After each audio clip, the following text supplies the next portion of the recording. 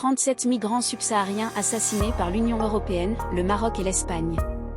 Le drame migratoire de Nador Melilla n'était pas un accident, selon les résultats d'une enquête menée par plusieurs ONG. Comme Amnesty, des experts indépendants nommés par le Conseil des droits de l'homme de l'ONU ont évoqué un bilan d'au moins 37 morts et dénoncé le manque de responsabilité concrète établie, aussi bien au Maroc qu'en Espagne. Une nouvelle enquête menée par les organisations Border Forensic, Iridia et l'Association marocaine des droits de l'homme, AMDH, révèle que les événements n'étaient pas un accident, mais répondaient plutôt à une véritable stratégie des autorités des deux pays, encouragée par l'Union européenne.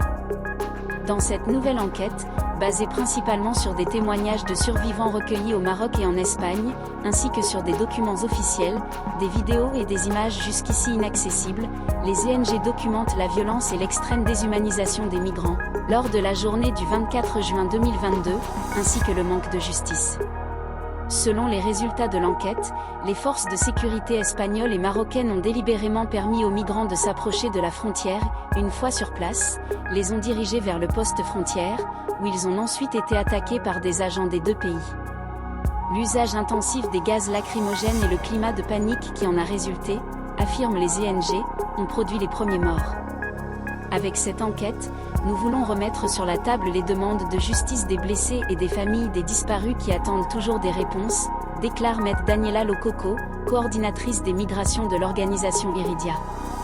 Malgré l'ampleur de la tragédie, les organisations de défense des droits de l'homme dénoncent dans le rapport le fait que le Maroc a eu recours aux institutions judiciaires pour continuer à réprimer les survivants, et ne pas identifier les responsables de ce qui s'est passé, tandis que le parquet espagnol dit n'avoir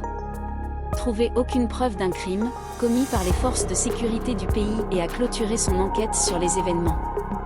Les agents des deux pays sont responsables de ces morts, accusent la responsable d'Iridia, et ils ont utilisé du matériel anti-émeute non autorisé et de manière non réglementaire, puisqu'ils ont parqué les migrants dans un endroit sans issue.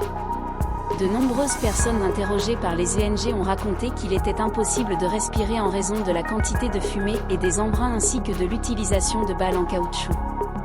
Les organisations assurent que les événements reconstitués avec différentes preuves ne sont pas seulement incriminants pour les autorités marocaines et espagnoles, mais aussi pour l'Union européenne, UE, qui les soutient politiquement et économiquement. Les ONG exigent que les deux pays soient tenus responsables et répondent enfin aux demandes de vérité et de justice des victimes et de leurs familles. Elles soulignent également que les survivants et les familles des défunts pourraient engager des poursuites judiciaires contre l'Espagne, le Maroc et l'Union européenne, non seulement en raison de la violence de l'opération, mais aussi en raison des formes de détention pratiquées au cours de celle-ci et de l'absence d'une enquête crédible.